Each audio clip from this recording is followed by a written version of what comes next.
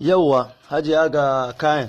Na farko dai madarar rayuwa ga ta nan guda shida muka yi magana da ke. Kin san madarar rayuwa abu ne mai kyau, tana da kyau sosai, haɗi ne na musamman. Madarar rayuwa ke madaran mata kai, madaran mata ta ruwa. Sannan ga matan alfarma.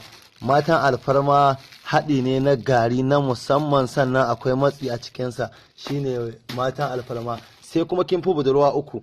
Matan alfarma 12 ne, sai kin fi budurwa uku, shi ma 12 muka yi magana gashi nan ne.